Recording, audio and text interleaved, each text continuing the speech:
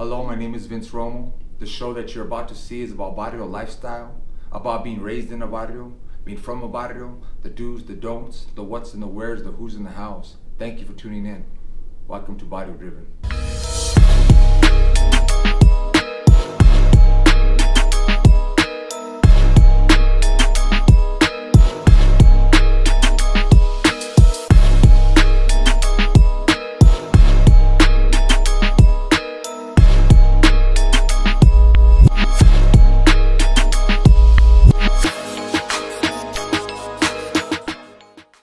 Today I have the honor to sit down with Lorenzo Flores, and he was born and raised in the city of Los Angeles, from one of the oldest barrios out there, Metro. And I'm honored to sit here with you, Karna. Thank you for sitting on Barrio Driven. And before we start, give the audience a quick brief introduction of yourself, and then we'll get started. I was born and raised in East LA. I was abandoned by my mom when I was 2 years old. My grandma raised me. I was raised on the hills in Metro. My father took me when I was 10, and I lived with him for a couple of years, and then I pretty much lived in placement for the rest of my teenage years, and I raised myself on the street from 12 on up. Wow. Thank you for sitting here with us, Karna. Lorenzo, tell me about your childhood, Karna. How was it? My childhood was, it was both good and bad. The good part was my grandmother, her love. And we used to call her the warden because she was very strict. I was her baby. She didn't let me do nothing. She wouldn't let me out go play on the street or nothing with the kids outside, you know. They don't make abuelas like that no more. Yeah. You know, but that was a good thing, man. Back in the, I always say that we've lost that, man. Yeah. But go ahead, continue, I apologize. No, it's cool. I mean, she's the kind of grandma that could be, it's hot in the summer and I see the kids outside playing on the street soccer or baseball, and I sneak out there to play with them, and she'll come out with a big old jacket, be like, "Lorenzo, put on your jacket." And I'm like, oh. I just go inside to feed it because she knew I was going to put it on, right? But that had his downfalls too, because I wasn't very social. So, you know, in school it was kind of awkward, you know. I didn't have that many friends. I used to get bullied a lot. And my father, he'd come once in a while. He'd give her like 50 bucks a month to help take care of me. He worked at the general hospital. Wow, 50 bucks a month? Yeah. Wow, that wouldn't last long. Yeah, but my grandma, I guess she was happy with it. But so my grandpa, he helped raise me too. And my Uncle Louis was like my brother. He was older than me, but you know, we grew up together pretty much. Yeah. And so that was pretty much my crew, you know, because I didn't have many friends. But what was your fondest memory of your grandmother? There's so many. I just know that when I would see her crying, I would cry with her, and it would make her cry more, but she would love me more because I would feel her emotions, you know. Why would she be crying for that? She would always be reading the Bible, and she felt this guilt. Her guilt was that she was Catholic, and she was married and got divorced and got remarried to my grandfather, and she seen that as the biggest sin in the world. Wow. You know, because you know how Mexicans are, you know, they have the old style rules. Together, like, and I mean, her ex-husband was a very abusive person, you know. But he left when she left him when my dad and my Uncle David were little kids. So, but it's just the rule of the Catholic Church where if they don't get it granted by by the church, that it doesn't count. Bad, right? It doesn't count. Yeah. So I know that she would hold that guilt a lot, or she would watch novelas and start crying. Yeah. What about your relationship with your grandfather? My grandpa was a very hardworking man. He used to have a good job. I remember when I was little, and then he lost his job. So he worked on. He used to work with like Casa Maravilla, where the senior citizens were, and go to Maywood and deliver meals to the elderly. That was his job, and he was working minimum wage. Back then it was like, I don't know, 3 something, 4 something, 4 hours a day, and he had a mortgage to pay, right? Yeah. So he would cut yards, and he was like the hardest worker, but he would cut your yard for like $5-10. You know, it was real inexpensive. You know, so people would hire him. So he would have yards everywhere, and we'd go pick up cans and bottles and cardboard, and so we used to recycle, and we did it at Cal State LA a lot. We used to do it as a family. We do whatever we got to do just to make sure there's a roof over our heads. Yeah. You know. What about your father? So my father was a biker. Biker. Yeah, he was a biker. He had a good job, but you know he was rowdy. You know, he's a aggressive person. He was cool with me though when I was at my grandma's. It wasn't until he took me to live with him. He got remarried, and he took me to live with his new wife and his stepkids, right? And I was 10 years old. I had the choice to go with him or stay at my grandma's. So I think that was the worst choice of my life, was to leave my grandma's house, right?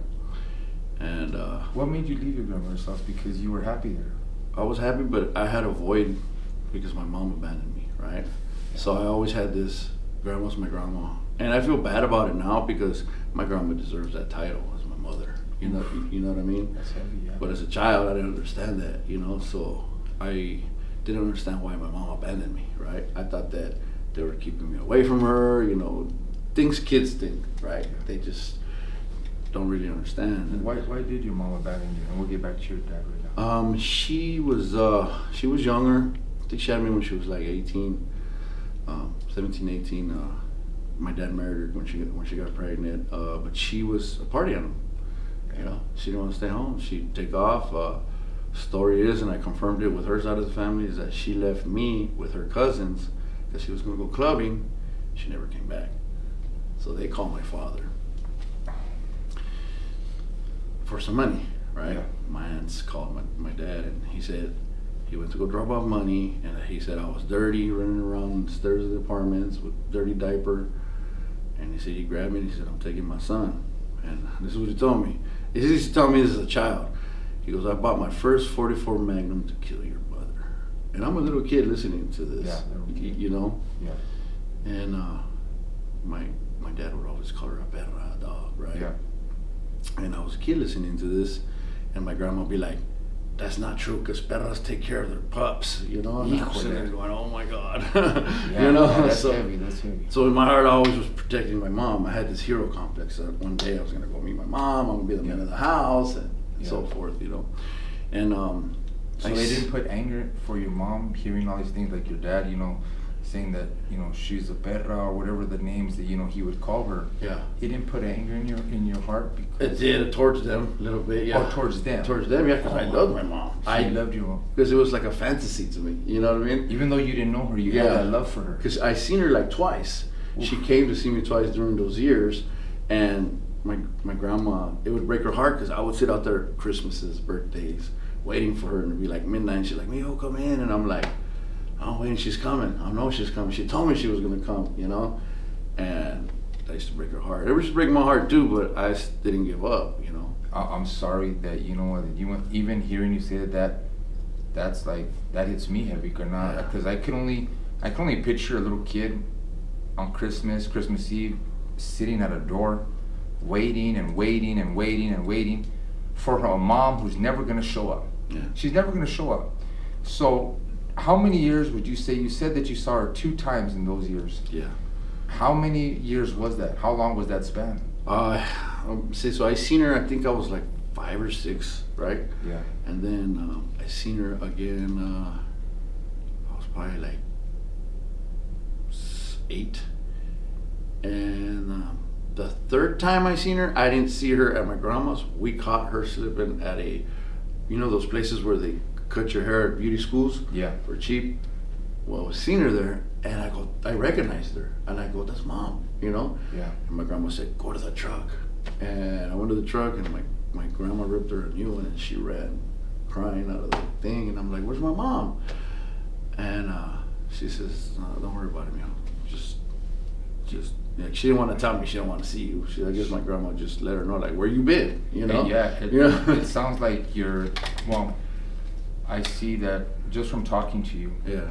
Your grandmother loved you. Yeah. And I could only imagine the anger that she had for your mom. Yeah. You know, because his mom ain't around. His mom wants to party. His mom wants to do God knows what. Yeah. And so I understand that, because I would have been the same way. Yeah. You know, and that's heavy, man. That you had to go through that and have your mom abandon you. Yeah. And have a father that, I guess, even though you it sounds like your father, and correct me if I'm wrong, would come around, give the $50, and then until he took you to go live with him. Yeah, or he'd take me to the doctors and stuff like that. Okay. Once in a while, he'd take me to whoever girlfriend he had and go for like a weekend, you know, Yeah. or to a movie or whatever, Yeah. or to Disneyland once every 2-3 years, you Yeah. know. But I did see. I seen my grandma and my dad getting a Mino fight when I was 5 years old. I remember that sitting there watching it, eating an apple in the kitchen, and my dad was trying to beat my grandma up. My grandma was breaking plates and Wow. on her over, like it was vicious. Tell me about that night. What happened? It was violent. And what happened? Why did they fight? I'm not sure. I just know that my grandma and my dad, they got along, but they didn't get along. My dad had a lot of anger towards my grandma, and he's pretty violent from what I seen that time. That's one of the things that I seen. Yeah. You know, and I also seen him. I was like 6 years old. Actually, no, it was my kindergarten year, right, where I was gonna start going to kindergarten, and I was going to learn English, right? Yeah. I didn't know English yet, so his girlfriend at the time, they said they were gonna teach me, and I did. I learned. I remember when I came back home, my grandma got mad because she would speak to me in Spanish, and I answered her in English, Yeah. and she'd be like, "Me echaron a mi hijo." She got mad. Yeah. But during that time, the lady hit me, right? And I don't know. I mean, she's not my mom, you Yeah. know. And I told my dad. I told Dad, man, she hit me. Yeah. Because I mean, I wasn't listening, but I didn't feel like I had to listen Yeah. to her in that manner, right? Yeah. And my dad beat her up bad, and I seen it, and he was whipping her with a belt on her bare back in the room, and I just remember like, wow, that was vicious. Like, Yeah. I felt responsible. I felt bad for her because that's my fault, you Yes. know. You know, I didn't feel like, oh yeah, that's right. No, it was the reverse. Yeah. It was the whole like, oh dude, like I didn't want to go over there no more, just for her sake, really, you know. Wow, that's heavy for her sake. Yeah. So So your dad was he was violent. yeah. Oh yeah, my dad was very violent, and that's what happened to me when I lived with him. Yeah, tell me about that. So you leave your grandmother's home. Yeah. You go to live with your father at 10 years old. Yeah. Tell me about life at your father's. And so my dad, you know, he was an alcoholic and a drug addict, right? And he was a functioning alcoholic, drug addict, because he had a good job, right? What was his drug of choice that he was? Meth. Meth. Yeah. Or speed, whatever they called Yeah. it back then, you know. Yeah. So, and this is how I know, because later on in the future we partied together. So, Yeah. you know. Yeah. But at the time I was a kid. I didn't know. I just thought he was just an alcoholic, you know. Yeah.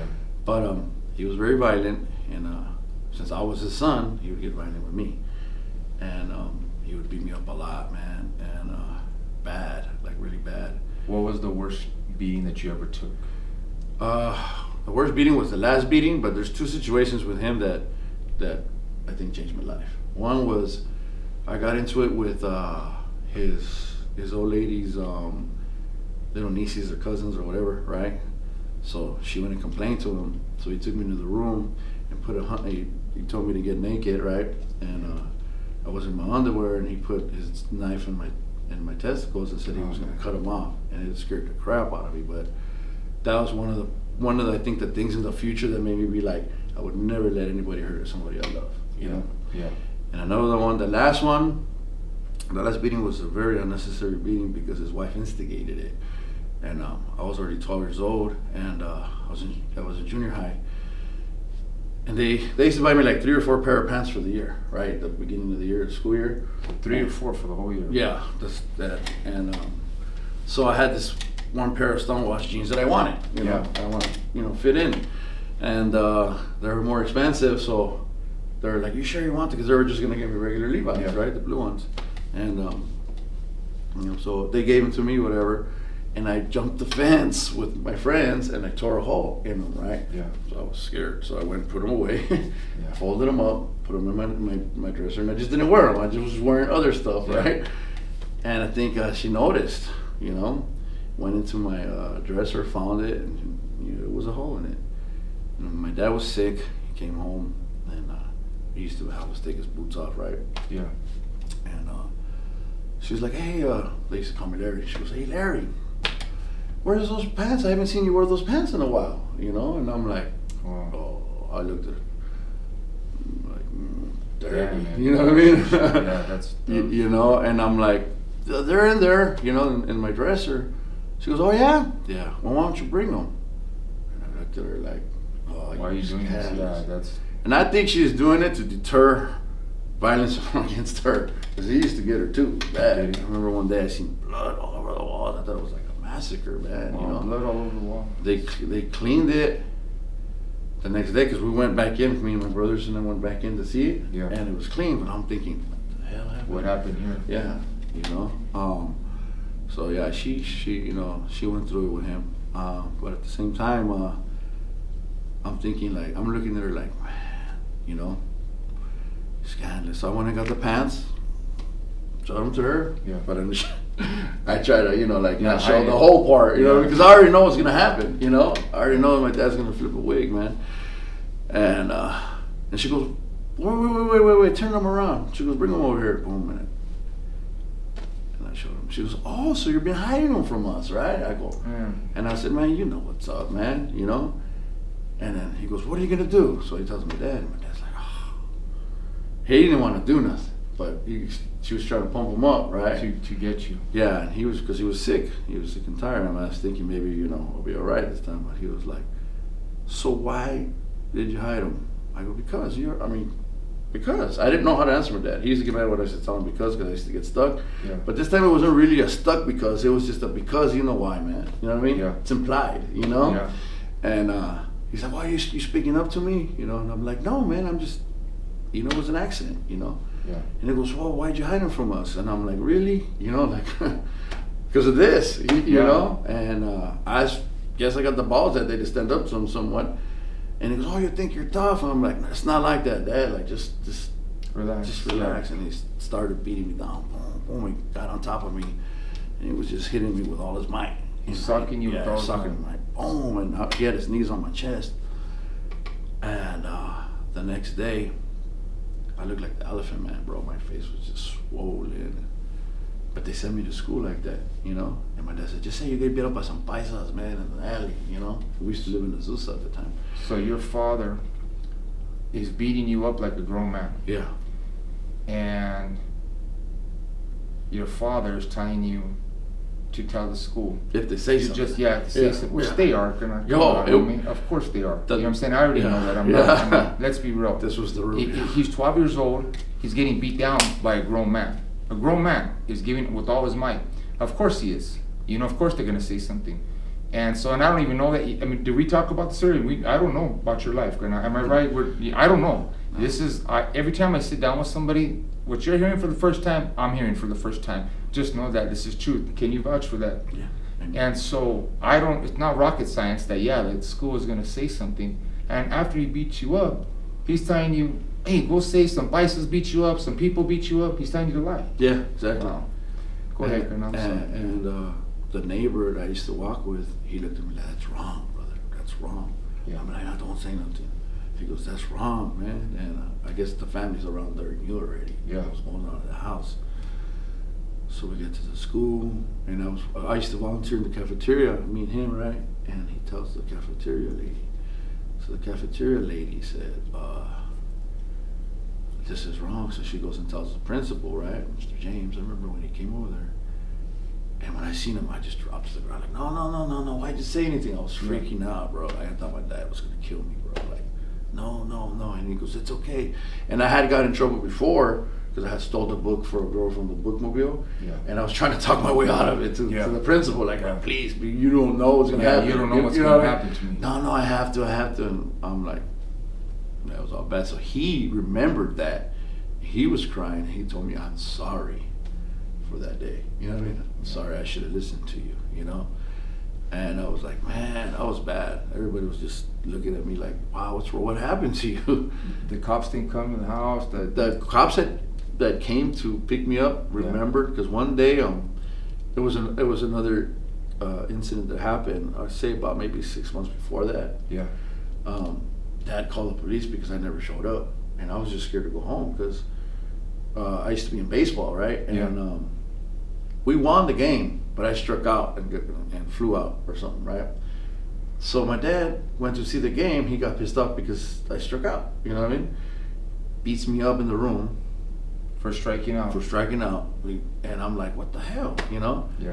Then throws like $2-3 at me and says, get the hell out of here. I'm thinking he's telling me to shake the spot. You know what I mean? I didn't know. I didn't understand, you know? So I take the money and leave, and I'm riding my bike for hours. I didn't know what to do. I didn't know anybody over there. So finally I said, you know what, I'm gonna go sneak you into the room and crash out. Maybe in the morning I'd take off again or something, right?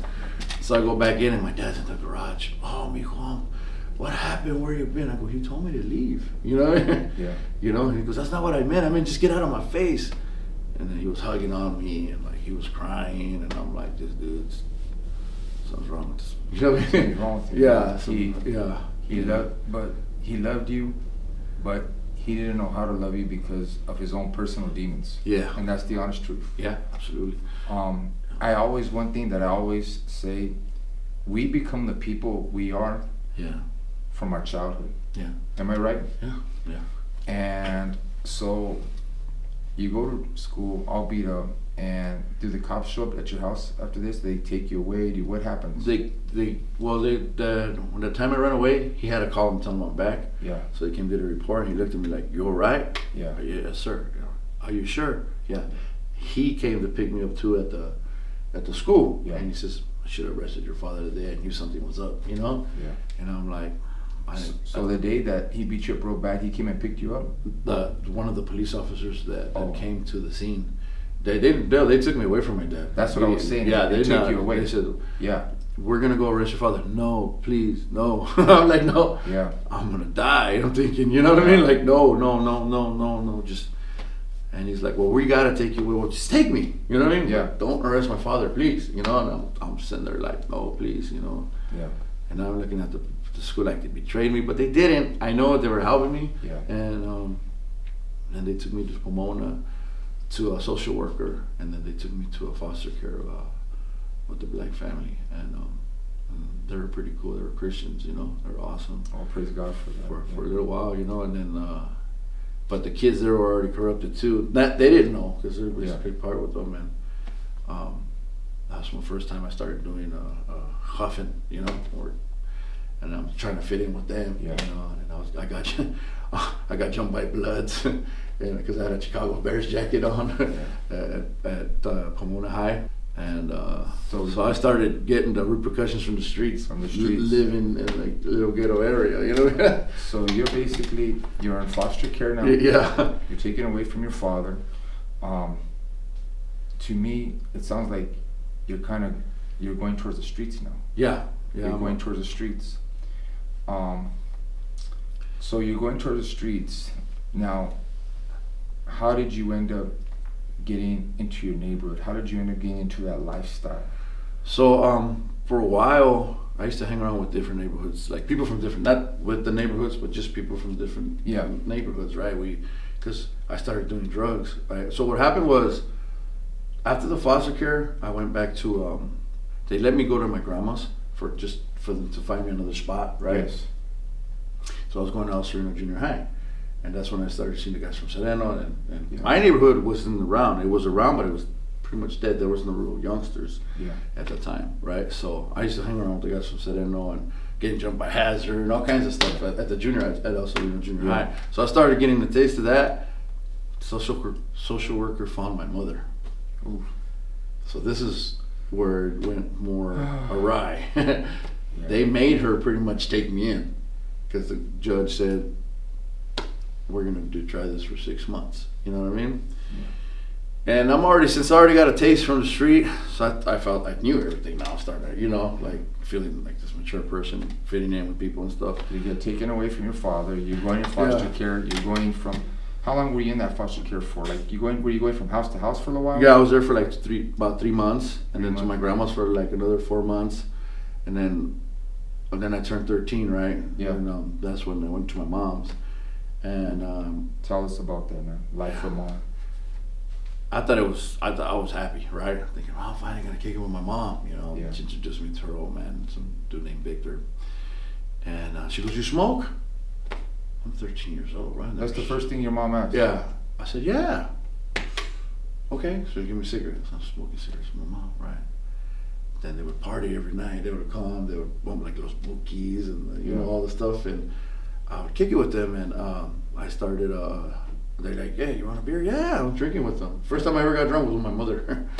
Yeah, and so I started liking the life little by little, right? And then I was getting jumped over there by the brats. Yeah. Because they didn't know where I was. I wasn't from nowhere. Yeah. You know, but you're just getting beat down. Yeah, yeah. You know, so I'm like, but I'm one of those dudes that never give up. Like, okay, come on, let's go. And they're like, shh. You know, they just disperse before they get arrested. You know, that was my life at the time. And I started doing drugs with their neighbors. First hard drug I ever did was crack cocaine. Before I even smoked weed. How old were you? I was 13. 13 doing crack. I was 13, and her friends, they're her neighbors, but they were her friends, right? Yeah. So I had to go kick it over there, and I had money because my grandma, they were giving her money from the foster care thing, and she would just give it to me, you know? Wow. So I had a little stack, and I remember that lady, she goes, her name was Stella, she goes, "You smoke?" They were smoking out of a socket. "Oh yeah." I never done it, but I just trying to, you know, be an adult. Remember, I'm a tall kid. Yeah. So they all used to see me as like older. Like one of them. So I took that first hit, man, and I was hooked with that first hit. I was like, man. So I did cocaine for 6 months with them, till the time I lived with my mom. Wow. My mom was never home. I used to babysit my little sister Jessica, and my brother Oscar. She would send them to TJ with her family. You know. And were you sexually active? Were you already starting sexually active at this? Because I mean, no, not yet. Not yet. Not yet. Yeah. That's good, man. I was surprised to hear him say that. Yeah. 13 years old and everyone's getting high with him. Yeah. I kind of know what happens. Yeah, you know what I'm saying? You're like, this woman, I mean, comes in and says, "Oh, he's a cute kid. Let me get on top of him." That happens, man. Yeah. You know what I'm saying? So you're 13 years old. You're smoking. You're addicted to crack cocaine. Yeah. What happens, man? Talk to me. So after those 6 months, my mom's boyfriend was straight told me what they had. So you know, he was telling me about his Sancha, you know. Yeah. And I'm sitting there going, "You're telling me about my mom? You're cheating on my mother." And I'm sitting there letting him tell me the whole story. So I go, "Mom, I gotta tell you something." I tell her, she don't believe me. She takes his side, right? We get into it, and she's like, "And I found this," and I'm like, "So all your friends do it." She didn't actually do hard drugs. She just drank and party, like dance, but she had everybody with her. Yeah, kicking it with her. You know what I mean? And she would always go to the club because we lived in staying in Florence. They had this club called Las Palmas. That's where they used to be at all the time. You know. And I just left. I said, "You know what, man? Screw you." And I knew she didn't care. You know. I'm not saying she didn't love me, but she just was never there. Even when I lived with her. You know what I mean? And I took off, man, and I went to my grandma's for a couple of weeks, and then the social worker took me to a group home. And I was pretty, if I would have stayed at that group home, I think I would have been successful because I was going to Baldwin Park High School. Yeah. And I was doing really, I started to mess up in school, but my teacher, he would tell me like, "Dude," and I got on the football team and everything, right? And I was big. Even though I was young, they let me be on varsity. Even though I never really got to play, I was around them and learning, right? And he told me, "Why aren't you doing your homework, bro? I gotta fail you. I mean, I'm gonna give you a D," because he goes, "You get A's in all the tests I do, and I know you're not cheating because you don't have the same answers that my smartest students in class have, which means you're smarter, but you're not doing your damn homework." You know what I mean? And I just didn't care. You know, and I would listen to like, and he asked me like, "You don't do your homework and you're not studying at home." That's why I'm trying to wrap my mind around. And he was our offensive coordinator too. Yeah. And he said, "I'm trying to wrap my mind around how you retain this information." I go, "Man, biology is life science. It's the same thing in junior high. It's just got a little different vocabulary." He looked at me like, "You're absolutely right." nobody ever sees like that. I go, the same thing I already learned. You know what I mean? See, you just taught me something. Yeah. So it was a trip. I mean, now it's a little more complicated because you get into more things. But at the time, at the grade level I was in, but you know what? I started. I met a girl, right? Yeah. So I was always the girl. Yeah. She lived in they were called the Badillo Arms because I'm in Baldwin Park now, right? Yeah. So they're on the side of the school, and I used to run around. I used to know guys from everywhere, like East Side Bowl and North Side Bowl, and they hated each other. Oh yeah. They had the #1 murder rate in the nation that year. Yeah. That was crazy. It was during Desert Storm. The guys came back from Desert Storm and got smoked in the drive-by. That was crazy. Wow, that's crazy. Yeah. Surviving the war, you get killed. You know, you get killed at home. Yeah. That was crazy. It's a war out here too, and to believe. Yeah. So, how did you end up getting your barrio? So, what happened was I went back to my grandma's. Yeah. I ran away from placement, right? Yeah.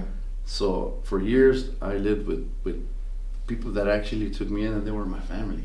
Yeah. So I would, bounce around with them, but they were like my tweaker family. We were also, that's when I started doing meth and all that stuff. I stopped doing cocaine for the rest of my life, but I started doing doing meth. Yeah. So we would do that, and I went back to my grandma's. I was 16.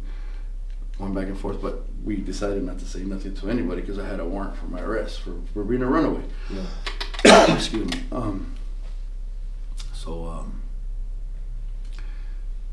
I seen all the other guys in the neighborhood running around. They were taggers, right? Yeah.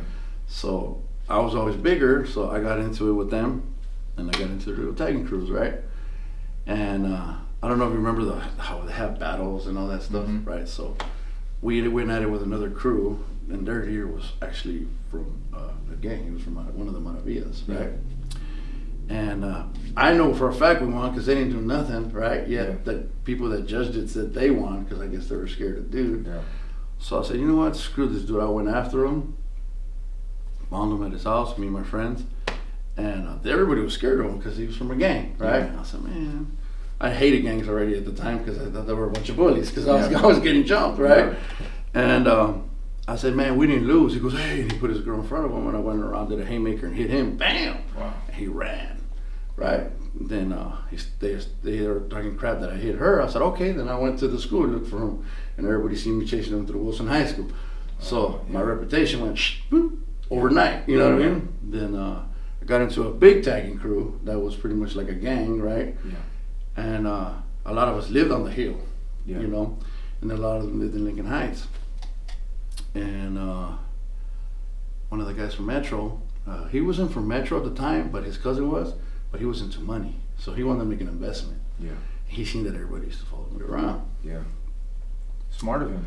Yeah, so gave me a sack one day. He goes, hey, you want to make some money? He goes, man, you remind me a lot of me, man. Yeah. I'm like, all right, boom, So I did that, and he brought some dudes from Metro that we didn't know who they were. Because my homeboy Toast, he was probably the only youngster from Metro. Yeah. But he didn't dress like a gangster. He just had a bald head, but he used to kick it with me all the time. So I used to call him the one-man gang. Yeah. And but he was cool. That was my boy. Rest in peace. Man, his family has our condolences. Yeah, amen. So what happened was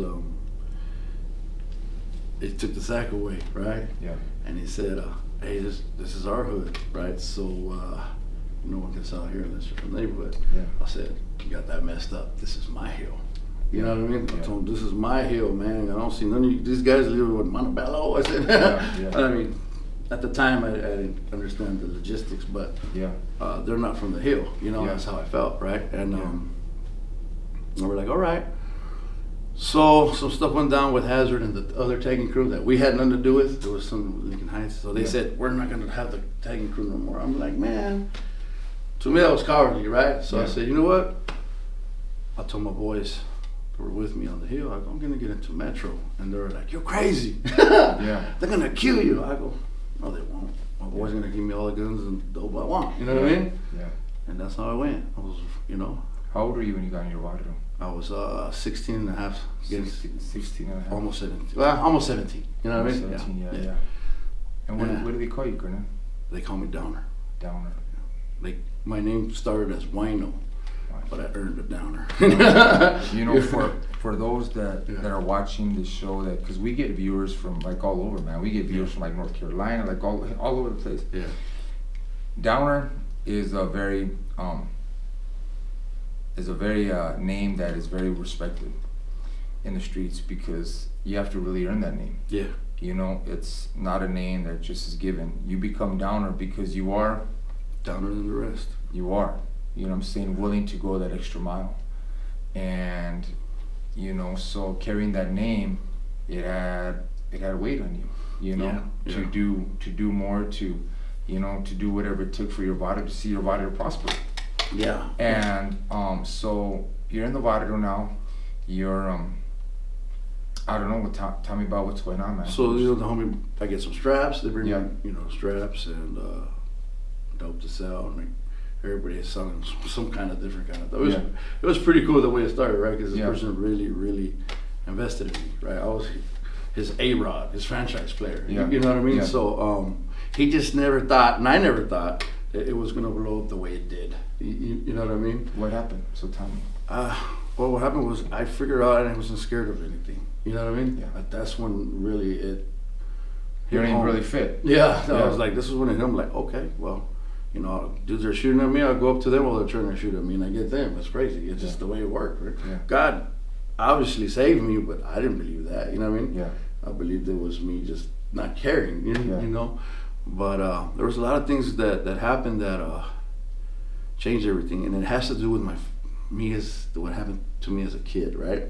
It does. So even when I was not from the hood, but I was in the streets, people took care of me, and they didn't know me. Yeah. So that's why I started adopting people as my family. So my homies to me were more than family to me. That's the way I felt. Yeah. And I was not gonna if somebody threatened them verbally, it's over with. Because you know what? To me, that would remind me of something my dad or somebody would say, and they would, if you're not gonna hurt my people, that's how I felt. Yeah. So I was very overprotective.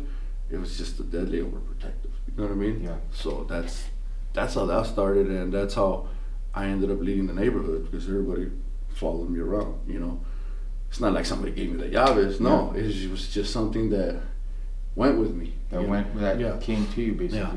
I noticed you have a lot of tats going on. Do you think we could focus on a few of your tats? Sure.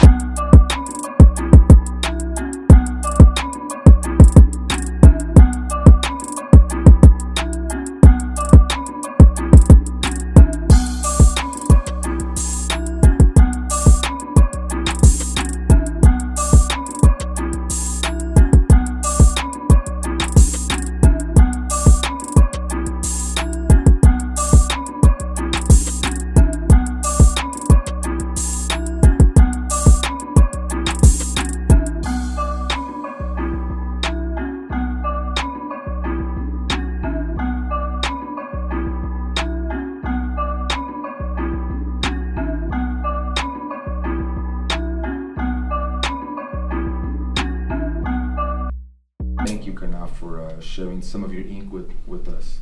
Yeah. Right now, we are gonna go with Downer to Metro. We're gonna go to his barrio. We're gonna go to the old streets, the stomping grounds, and come along with us, gente. Thank you for continue watching. This is Bodybuilding. We out. So right now we're on our way to your barrio. Yeah. What's going through your head is, you know, and from what you told me, there's a lot of tension over there right now. So we got to be a little bit trucha, you know. Yeah. But God be with us as we go out there. Amen. You know what I'm saying? And what's going through your mind? Well, there's a lot of memories over there, and just the things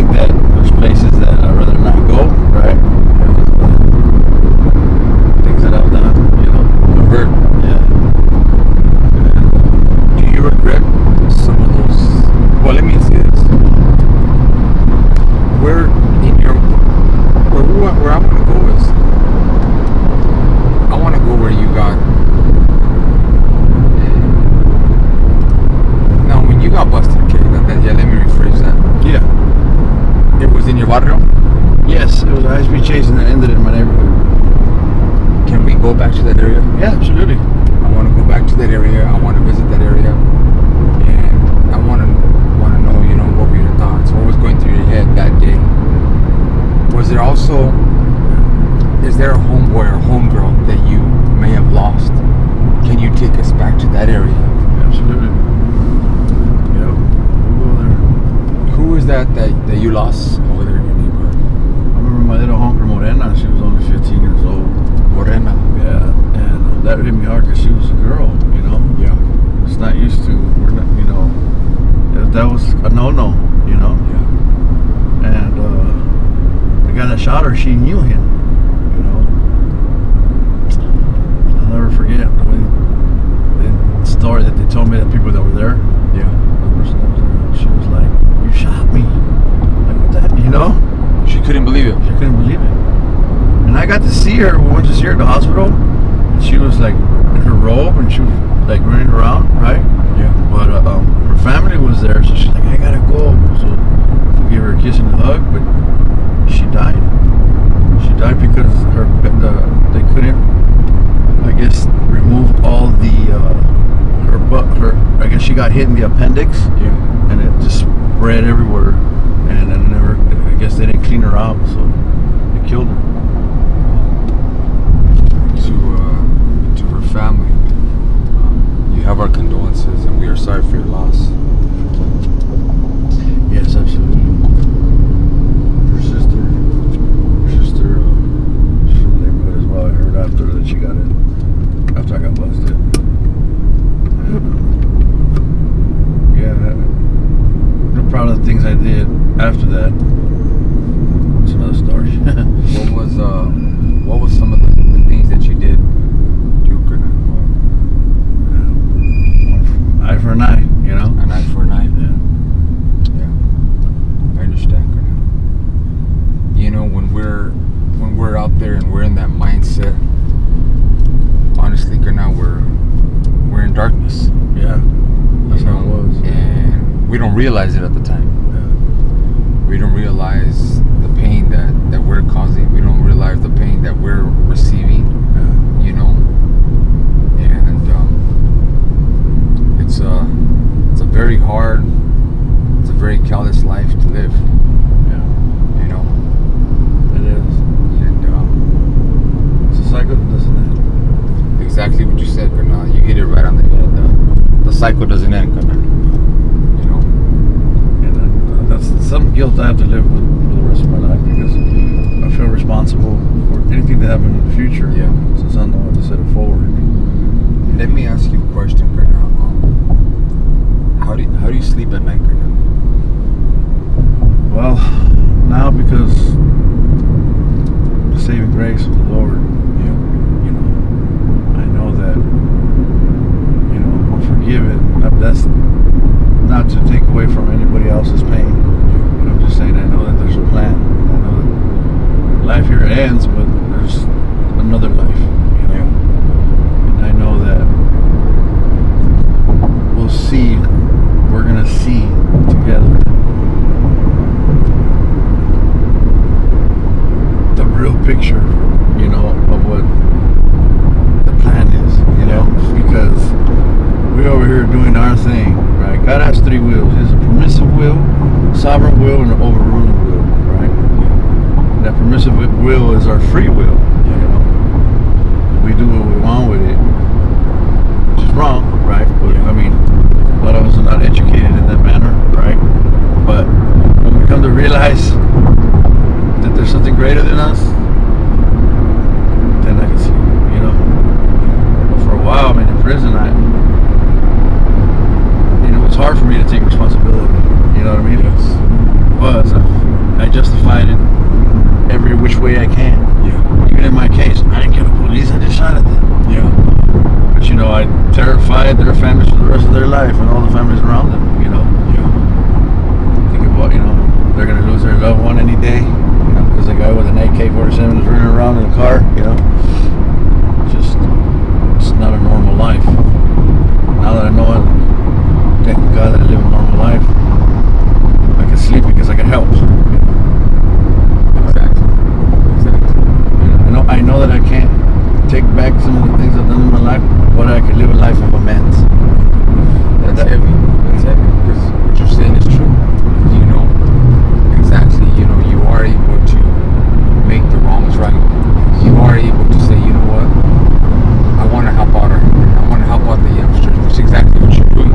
right now, Colonel, we just got off, and everyone knows as soon as the 710 ends, you're in your barrio, man. Yeah, this is it. You make a left, you're in Metro, which is East LA.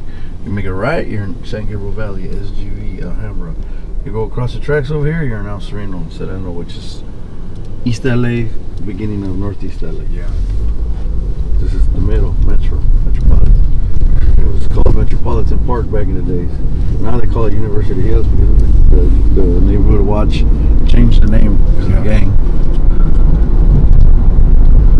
You must have a lot of memories here. Yeah. Where are we going, Colonel? You tell us where we're going. Make a left right here. Right here? So we used to be at this store a lot, man. We had a lot of shootings here. Right here? Yeah. We used to go at it with the people that used to be considered enemies. This is it. A lot of stuff got kicked off here when we first started. What's your fondest and worst memory of this liquor store? About this car right here. This car right here. Yeah, I see. So,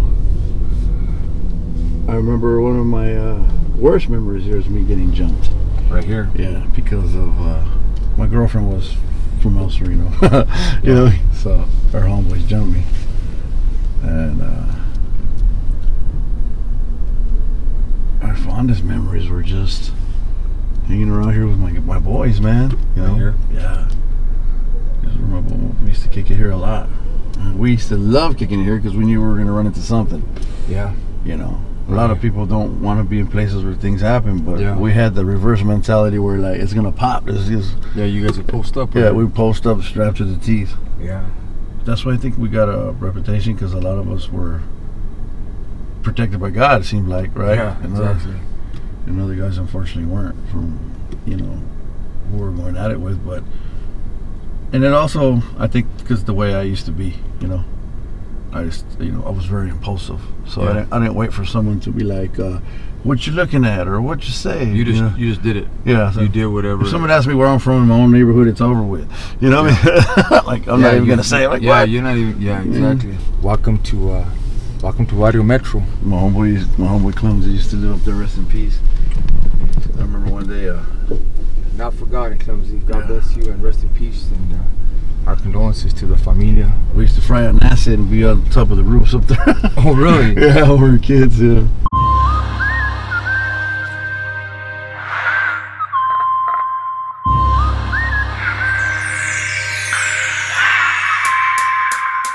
I'm a killer on the loose, going insane. I'm a killer on the loose, kill your membrane. Look into my eyes when I fantasize. When I look into you, so you're coming paralyzed. I'm a coming for ya, I'm a coming quick. I got you nervous in the darkness, it's a mind trick. And now you're paranoid, cause your soul is void. I got you moving and obeying like an. You know, that's the one thing that makes Barrio Driven different in them. Yeah. When you watch the show, we come out to the hoods. As you know, nobody wants to come out to the hoods. Yeah. Nobody does. You know what I'm saying? I didn't. Yeah, you know, when you heard this, he was like, "Híjole, we're gonna go." But you know what? We just gotta pray and believe that God's with us. Well, it's your barrio's take the ball over you. Your barrio is very well alive and active. Yeah. You can see that. So right now we're in the heart of his barrio, and this is his home. This is where he lived. And you know what memories do you have? So when my grandma would come get the pad, I would take care of the street. You know, on that road, this street would not be dealt with like no drugs at all on the street because of my grandparents. If I caught anyone selling dope, I'd stop them.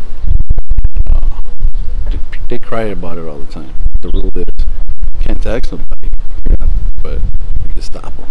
Yeah. I tell them this is my spot. You know, stop, or else. You know. Yeah. Pretty much everybody complied. You know what I mean? Yeah. And those that didn't, well, you know. Other than that, that's the way it went. They were dealt with. Yeah, you know. Yeah. Now, what did you get as on the way over here? And you were saying that you were being chased by the Juras, right? Is that and where did that take place? But are you gonna take us there? Yeah, I'll take you there.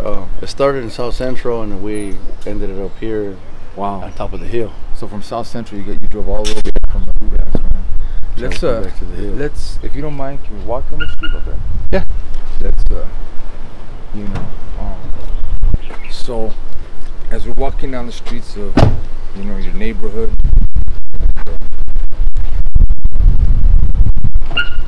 Did you, that's one of the neighbors, by the way. Did you lose any? I'm sure you probably did.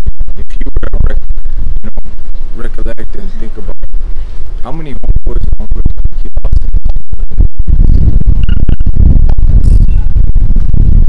Man, quite a few that I know after the fact too. After I went to prison. Yeah. One of them lived his house and the next house. Your homeboy Crow? And they dumped him in front of my drums. They put him right there in front of your house. No, he got shot in the car. And they dumped him there. They dumped him in front of your house? Yeah, my girl and them were tripping, you know. Wow. And I heard about it, but I mean, I was upset about it, but I was more upset that the homie passed away, you know. Those are the things that make me feel like, man, I would have never, you know. What happened to Croak? I know that they just, do you know the story or exactly? Well, correct. I guess they went at it with somebody. He got hit in the car, you know. Oh man. So the other, whoever was with them panicked and had to push him out. You know they just put him there. Yeah. Wow. Yeah. Yeah, we're the neighbors wrote me that house right there. Yeah. The old neighbors. Yeah. And they let you know that he had passed. Yeah, she wrote me she was my age. She wrote me, let me know, like, hey man. So I called and she told me what happened. Yeah. And I was like, damn. And as much I can say, I mean, someone passed away. You know, the boy panicked. You know what I mean? Yeah. His family is, you know, sorry for your loss. I remember See, I met him before he was from the hood. Yeah. So he was looking up to us. I get busted. He gets into the hood and all that stuff happens. Yeah. Well, where are we gonna go now? You wanna? We could go to the stairs, or we go to where I got busted. You take us wherever you want. All right, let's go. So right now, he's brought us to. I mean, well, this is all the heart of your barrio, but where you brought us to right now is basically like this is kind of like legendary right here. Yeah. You know, because they call this what do they call this right here? The Metro Stairs. The Metro Stairs. Yeah. So this is up and down. Man, you guys must have a lot of stories downstairs. Yeah, we've been to shootouts. We've got shot at. Right here. Guys have come here try to shoot us from down there because this is our spot, man. We would ditch school or whatever. Yeah. You know what I mean? Yeah. This is the spot. You know, nobody's gonna come through here but us, or the neighbors. You know? Yeah. But it's a long flight of stairs. Something stairs. Walk with us as we go down the Metro Stairs. We definitely won't go down the whole way. No. Let's look at you. So that way you guys can see how long these stairs are. Down or hold on, can I? Yeah. Just so she can get a. And it goes down a ways, huh? What was the worst shootout that you guys had on these stairs for me? There was a SUV that came down. We were going at it. Yeah. And they kept shooting up. We kept shooting back down. Right. Yeah. It came back. They flipped the UE, came back. They were still trying to hit us. Wow. We kept going at it, just letting them have it, and then there was a guy in between the shootout that had nothing to do with it. Civilian. Yeah, a civilian, you know. And he kept ducking, and we were telling him, get down. We were telling him, get down every time we were going to shoot so we wouldn't hit him. Yeah. So you can imagine how freaked out he was. Oh, he must have been freaked out. Until we hit the guy in the passenger and he dropped his gun. He didn't die or nothing, but thank God that's how that stopped. But yeah, that was pretty crazy. Wow. Yeah, it was a good one. This is, they kept coming back and coming back. And us, we're not going to run because this is our spot. Of course not. Yeah. You're not going to stop. Yeah. The only way we'll leave is if the helicopter comes. Get a bird, you know what I mean? Let's go down a little bit more.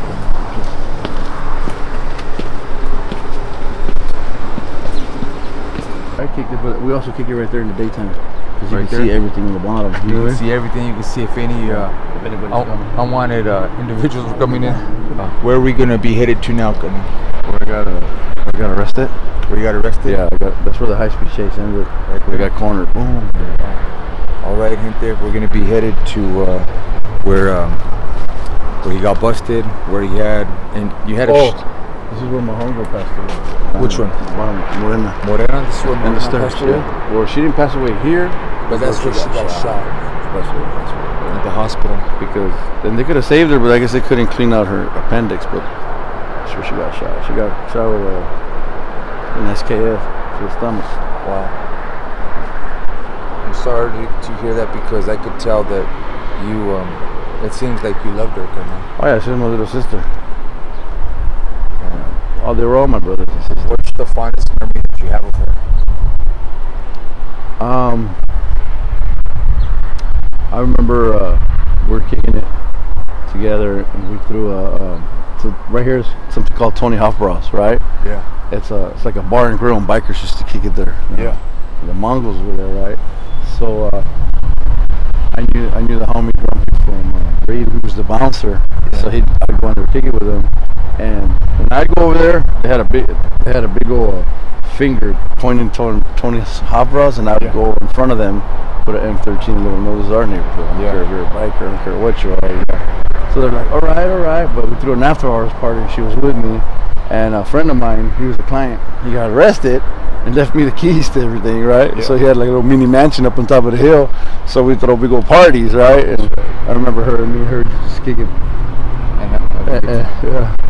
And I had to back her up because everybody was trying to be with her, and she was a kid. You know, she was 15, so they told me, man, you're like Charlie, my sister. You know what I mean? Yeah. But she told me, she was, I love you, fool. She told me, and I was like, damn. What was the last thing that she did tell you? She told me that we got busted in a high-speed chase, right?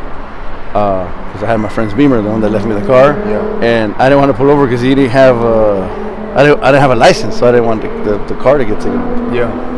So she went to juvenile hall, and I went to juvenile hall. And she told me, I was already of age, but I was using a fake name because I didn't want to go to do a joint suspension. Yeah. And I had a joint suspension in the county jail, right? So I used the fake name, so I went to the hall for a little bit, right? When we split up, she goes, I love you. That's the last time I seen her. She goes, I love you, brother. I love you, dog. And I love you, too. And they took her. That was it. And we got separated at East Lake. So here we are, gente. As we're cruising the streets of your neighborhood. We just kick it right here at my homie's pad. Right here. Who lived right here? My homie Toes. Homie Toes. Spanky. E.T. Pig. E.T. I never heard of that. That's the first time I heard of an E.T. He's an extra testicle. That's why. Right there too. Right there? Yeah. Oh, it's this pad. It was this pad, yeah. Man, all the old stories, huh? Yeah. Wow, look at that shot of... That was a dope spot. Right there? Yeah. This is my old... my homie Conejo used to live here with this family. He don't live here anymore. Wow. He's an OG though. He's one of the OGs. He's probably in his 60s now. Wow. And much love and respect to all the homies from Metro, and much love and respect to you, Graham, for bringing us here to your old stomping grounds. Make it right here, because this is where the high-speed chase went. Oh, serio? So I came up this way. We went that way. I believe we did, yeah. This way? Yeah. Yeah, Farquhar Street. Yeah. Right here? Oh, wait. Yeah, we went up that way. Oh, we went up that way? Yeah. Oh, that's the dead end over there. Yeah. Okay. See, they didn't have that before, one-way street. Yeah. Actually, that's not a dead end. I'll show you where the dead end is at.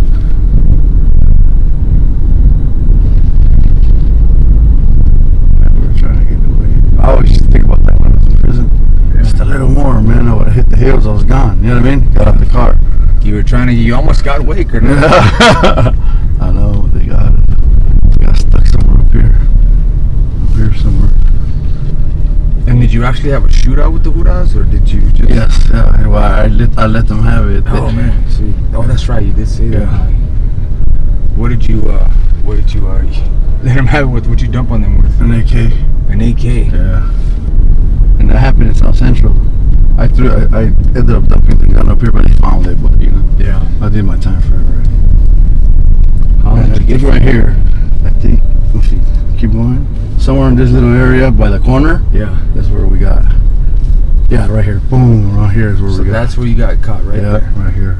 Because one of my crimies ran and the Huda shot at him. Yeah. And the other Huda tackled him. Because he's like, don't, you know? So yeah, this is the Mariana Apartments. Yeah. So this is the dead end right here. We used to kick it. Oh, they haven't blasted up here anymore. Used to be, this is always hit up, but they probably got it on lock. Wow. Yeah, this is like projects almost. The Marianas. Yeah. There's a gang of different neighborhoods. So I wanted to take you to where he ended up having, ended up getting busted, where he had the shootout and had the long police chase, but there was traffic behind us. So he brought us to another area, and as you said, this is basically the dead end right here for now. We used to kick it here all the time because we also got stairs. Well, we used to. Yeah. I think they're still there somewhere. We'll go. But this dead end, we used to love it.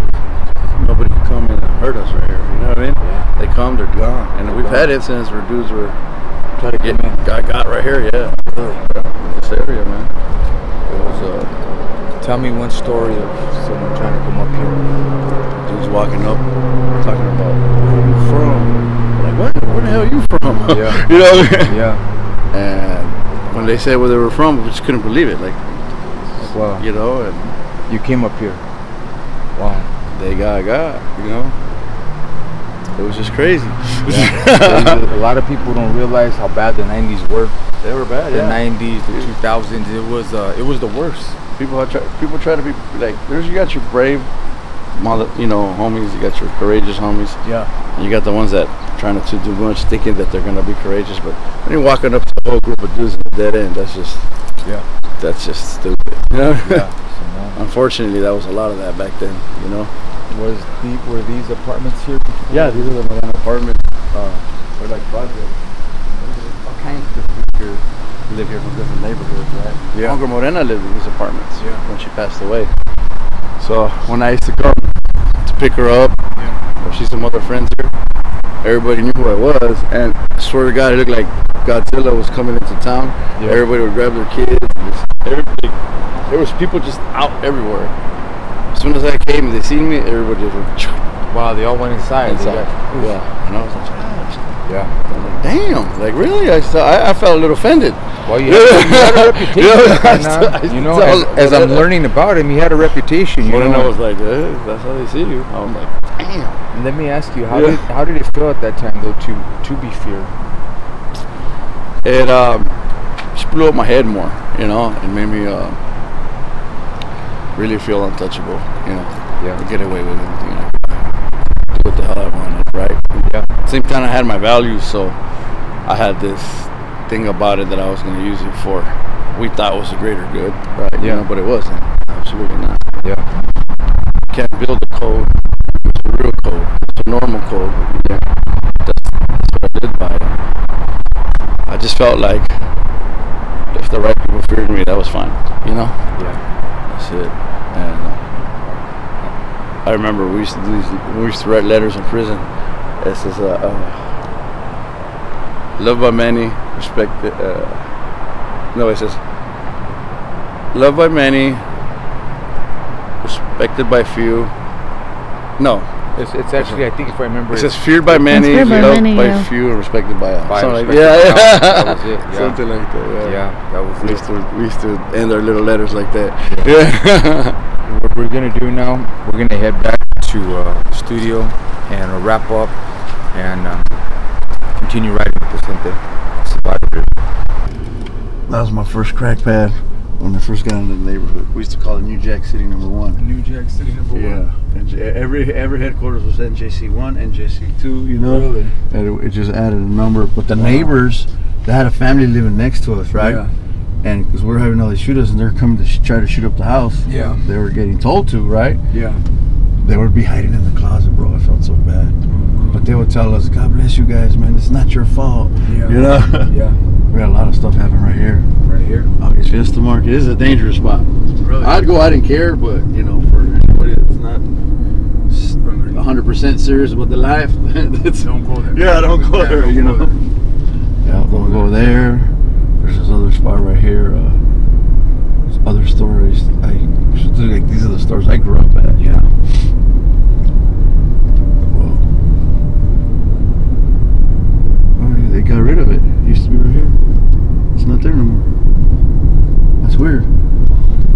to be a market. Really? Yeah. All the memories we have on the streets out there. Yeah. The warehouse was right here. This is it. See those two windows? Yeah.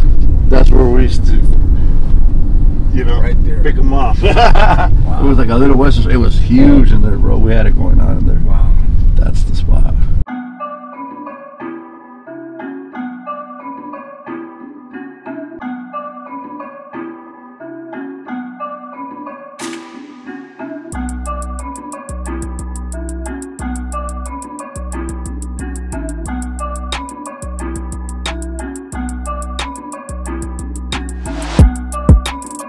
Well, thank you, Lorenzo, for taking us to your barrio.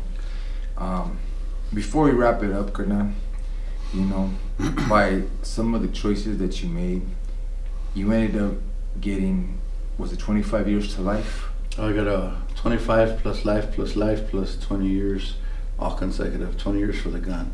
So pretty much I ended up with, let me see, like 64 to life. You got 64 to life. But all consecutive. So I had to do my 20 years for the gun before I even started my life sentence. Wow. Yeah. I didn't know that. Yeah. You know, I knew you did a lot of tiempo, a lot of time, but wow. That's actually the most that we've had on the show. Yeah. It's a long time, man. How are you out here, brother? And you realize that you're a miracle, right? Yeah. For the grace of God. Yeah, by Amen. God's grace, because you know what? You shouldn't be out. Right. How'd you come home, Kernan? The laws changed. I was never supposed to get out. Never thought I was going to get out. Right? Yeah. So when I went to prison, you know, I was still doing the same thing I was doing out here, right? Yeah. Trying to be the downest, trying to be the, you know, trying to show them I was the better one, you know, raising my hand, doing hollers. Yeah. But after 15 years, I was tired. You know what I mean? I was tired, but you know, I became a drug addict. You know, I was doing heroin and all that. And that got old. You know what I mean? Yeah. And you know, I just had an epiphany with the Lord, man. The Lord just lit me up, took away all my stuff one day. I had no addiction. It's a miracle. You know? That's God. That's God, man. I had a supernatural event in my life. And November 5th, 2010, I'll never forget. I was in my cell and I had a dream, right? You had a dream? Wow. And this dream was like a big old light in the locker. Like there was an iPhone or something calling me. It was real vivid. I mean, it was just a dream, right? But when I wake up, it's like 5:15 in the morning. And I don't wake up that early, you know? Even with the rules, I'm a rule breaker. I'll sleep till after chow, you know what I mean? But something woke me up that morning, man. I'm sitting there sipping my coffee, my cellmate's asleep, and boom, I see a light coming out of the locker like in my dream.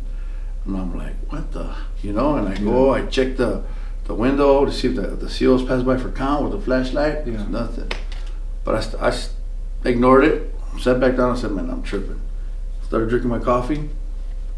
It happened again.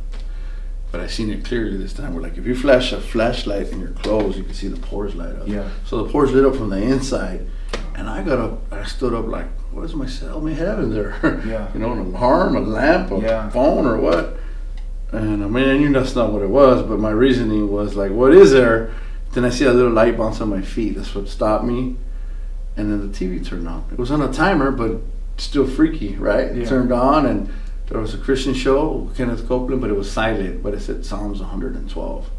Then it turned off. That's what freaked me out, right? Oh, wow. So I had this Bible I never used. I grab the Bible, go to Psalms 112. When I get to verse 4, it says, "Unto the upright light arises in the darkness." Freaked me out. Oh my gosh. I said, pretty much gave up and just got on my knees and said, why? What's so special about that you would show me this, you know? Yeah. Later on, I mean, that day was weird because my addiction was gone, everything was gone, and I felt like a satellite dish. I was just reading and reading and reading and reading, right? And it was just like God let me know that I do what I want. He's gonna, you know, bless whoever He wants to bless us, and it just, I guess I was just fortunate, brother, you know. But I mean, thank the Lord, and You know, personally, people like us have to pray for others so they could get their epiphany. But what happened that day set me on a different path. And I wasn't trying to go around saying, I was telling people what happened without telling them I was a Christian, but I was just like, they probably thought you were crazy. Yeah, the guys were trying to tell me you're crazy. Let me make sure that I got this right. Yeah, I had the dream, then I woke up. So I woke up after the dream, yeah. So it was a dream that you had, you saw this? At first, but then I woke up and seen it twice. And then the TV turned on. And then the TV turned on by itself. But no, it was on a timer. It It was set to wake up my cellmate, but it didn't wake up. It didn't have the volume, so it just popped the picture on. And it was Kenneth Copeland. It was Kenneth Copeland. With the scripture. With the scripture. And it said Psalms 112. And when I got to verse 4, it said, "Onto the upright light arises in the darkness." See, the beauty of that scripture is nobody's upright, brother. No one ever could be upright. There's nothing we could do to please God. Nothing. Nothing. We know that the only one that ever could was His Son. But right. now that I see what that scripture means, He sees me upright. He sees you upright because we're covered by His Son. He sees His Son. He don't even see us. He don't have to. He sees Jesus. He sees Jesus. And I could still imperfect. You know what I mean? Of course. A person like that should be a nun in a monastery to see something like that. But no, you know, I mean, God is good, you know. And so after that, I changed my life, bro. You know, I started, you know, working in the program office, going to church. Yeah. All the homies were like, "What's up with this fool?" You know. And I was like trying to tell them, "Well, don't you see what I'm doing?" Yeah. You know, but I had to proclaim God. Yeah. It was something God had me do because I didn't want to. You know what I mean? I was fighting it. You know so what I you mean? were trying to hide that God had changed your life. Yeah. Okay. You know what I mean? Yeah, exactly. And finally, it came to that conclusion, the crossroad, and I just said, "You know what, man? I don't represent that no more. I represent God." That's right. But people were happy for me because I was an a-hole. You know what I mean? Yeah. So they were like, "Okay, man, good."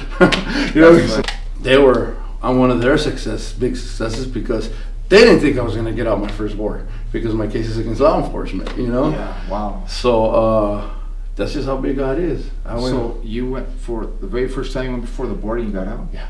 No way. So the laws changed. I wasn't going to go to board until I was in my 80s, right? Yeah. But because I decided to live as normal as I could, even though I was never going to get out, yeah, I reaped that benefit that they see I did change my life without knowing I was going to come home. Yeah.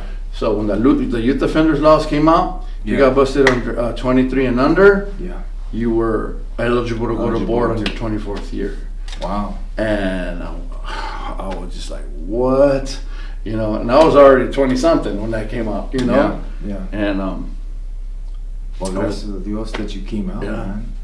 And that I got a skill too, right? Yeah, we're going to talk service about dogs. You were incarcerated. While he was incarcerated, that's exactly what he did. Yeah. And that's what you do now, right? Yeah. What exactly do you do now with the dogs? So I train service dogs for people with disabilities, right? Okay. So let's say someone has PTSD. I'll train a dog that actually could make it as a service dog, right? Wow. And train them to where the dog will alert them or cover for them, make them feel comfortable. Someone with anxiety, same thing. Somebody that has mobility issues, I'll train the dog where the dog could shift the person the right ways, or at least be like a movable object for the person, right? Yeah. And we do diabetic dogs, let you know when when your sugar's high or low. Wow. Yeah. There's a lot of which we're gonna do dogs for kids with autism. We just started. My boss just started Love His Dogs Foundation with his wife. Yes. Where they're gonna give out service dogs to people that can't afford them. Wow. So we're working on that. You know, trying to get. Wow, it's a blessing. Yeah, it's a blessing. Thank you. What's his name? His name is Bradley Airwood. It goes as Woody. Woody is his childhood name. Woody, gracias for the work that you've been doing, carnal. Gracias, man. And, you know, being able to bless people with disabilities and being able to bless, you know, people all around. Gracias, carnal. And, you know, there's one thing that, you know, I wanted to touch on, you know. When we were driving back, and even though we didn't catch it on camera, he shared a story. And I don't want to go back a little bit, but I'll just mention this. He shared a story about one of his worst times, one of the worst things that he had saw in prison. What was that again, Colonel? Big tall guy, he was full of tattoos. And he had his property hadn't landed, right? And we usually carry our paperwork with us, you know, because usually our property comes with us. But sometimes it gets held back by the bus. So they were trying to say he was a sex offender, and his case had to do with something with the, I think, Jerry Springer show or something. But he didn't do it, right? Or it wasn't what they said he did. So he had a pass. The pass was in his property from his own people. Well, the people there jumped the gun. And I remember when he got hit, because I knew about it, right? They let me know because, you know, I was amongst the many that were up on everything. And I was watching it when it was happening. I remember when he got hit in the heart. He just sat down, tilted forward, and leaned to the side. And I said, dude, he's dead. Just knew it. And my boy's like, nah. I go, yeah, he's dead. And sure enough, that was his point of death. And just to see him die like that just took me back, like, man, because he didn't get a chance to prove himself. You know? And I tried to speak up, like, just wait a day. You know, wait another day. They didn't wait. And they didn't want to listen to me either because they're not my race, but we were friends. You know what I mean? I tried to throw it in there for them, but yeah, poor guy. So you've seen this individual die, and you know, as you're saying, you know, poor guy, that I guess, you know, that wasn't something that he deserved, but they jumped the gun, and things like that happen in prison. You know? Yeah, and just this, but the thing that tripped me out is to seeing him die and saying, man, I don't want to die in prison. You know what I mean? Is that what that did to you? Yeah, like, I don't want to die in prison, you know. And I remember being in high desert, right? There was this little youngster that we were trying to mentor, right? Yeah.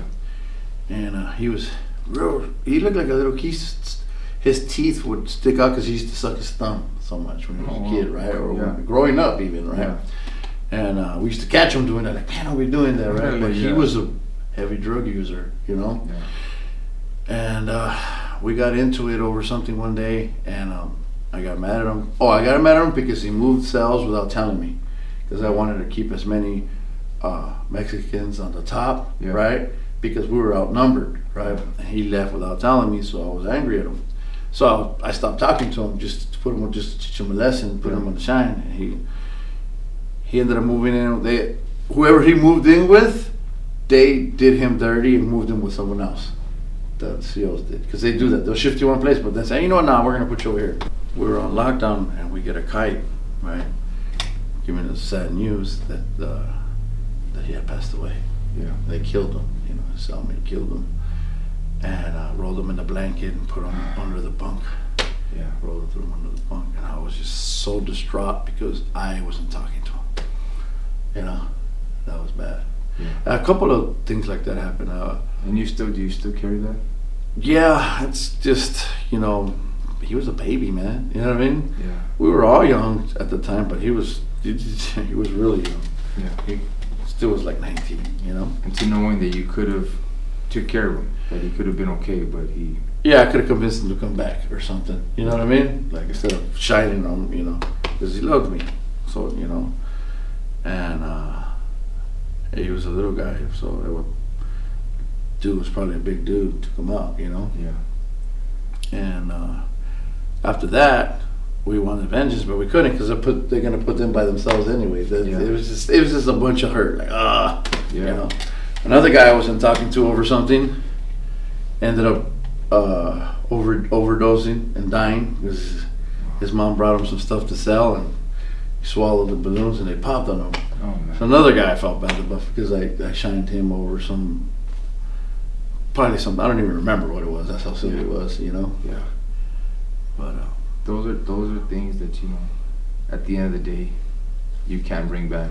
Yeah. And you just have to give it to God. Yeah. Amen. Let me ask you, Kernan, as we come to closing, if there is someone out there that even is, you know, thinking about, hey, you know what, I want to, you know, be in the neighborhood, or even when you're younger homeboys, say, man, that's the big homeboy downer homes, you know, man, let me go, you know, I'm gonna show him, you know, that, man, I got heart, you know, whatever the case may be, that, you know, go out there and do whatever it is that's required of him. And what message would you tell someone about the life that you lived? I could tell them I know where they're at exactly in their lives. Talk to the camera. And it's hard because I even have a nephew right now that's going through what I'm going through in Texas, right? And as much as I wish I could take him in, I can't because, you know, my parole or whatever, you know, but I know even if I brought him over here, I think I would just be making a mistake because I would be bringing him to Los Angeles and where I think he would get, you know, lost. That's the one thing. What can I tell somebody that's living the life that I was or heading there, right? All I could tell them is that's a hard one because I know if I was telling myself this, I wouldn't listen. You know what I mean? Yeah. And all I could tell them is I love them, and I wish I wasn't the person I was when I was a kid. You know what I mean? If I could take it back, I would. You could take it with a grain of salt, you know, but I'm just letting you know the truth. The glory that I had, I don't want it, you know. Other people love it, I don't care about it. I don't care, you know, I don't claim to be from Metro anymore, you know what I mean? I'm not Downer anymore, you know. Yeah. I'm Lorenzo, you know, and I know you may not want to hear that, but I just hope that you make it to the day that you could say that about yourself. Because if you don't, then that means you're dead, you know. So that's all I could tell them is I hope that there's going to be a day that they know there's going to be a choice to think about everything they do. Because the reason I lived my life the way I did and ended up doing all this time and hurting all those people is because I don't understand the consequences. Just to take responsibility for anything. Don't be a liar, you know. Tell your truth. Tell the truth. Because the truth will set you free. When I hear you talk, and it's like I get chills down my spine. It's happened twice. It happened when you told me about how it was the Lord, you know, basically was in your cell, you know, coming to you, and like right now I just felt it again. Because it's heavy, you know, what you've been through, you know, and the life that you've lived, you know, and don't get it twisted, familia. We cannot even come close to say what he's been through, you know. We give you guys little glimpses of each one of our guests' life, and in hopes that you guys watch this and be inspired to make better changes, gente, to make better changes and to think, you know, about consequences, to think about, hey, you know what? I can have a good life, or I could not. It's basically the reality of it, you know. Yeah. Thank you, Lorenzo, from the bottom of my heart. I wish you nothing but success with the dog training. What's the name of it? Is it a company, or is it just a nonprofit, or what is it? Oh yeah, the company is Aero Custom Dog Training. Okay. And the nonprofit is Love Is Dogs Foundation. Love Is Dogs Foundation. Yeah. Do you want to give the phone number so in case you guys are interested? The business number is 323-879-2562. You can find us at aerocustomdogtraining.com, or you can email woodiesdogs with a Z @gmail.com. And you can find us on Facebook at Aero Custom Dog Training. That's great. Oh, thank you. Thank you. Give them a call, gente. You know, if you are in need of a service dog, and or just training your dog. Period. Yeah, behavioral and basic. I have a dog. I need to be trained. This is true. Anyway, gente, thank you for watching Barrio Driven. God bless you, familia. Be good to one another, and we'll be coming at you guys every Sunday. If we may miss a Sunday here and there, but we're trying to release episodes every Sunday. This was Lorenzo's. God bless you, and we'll see you soon. This is Barrio Driven.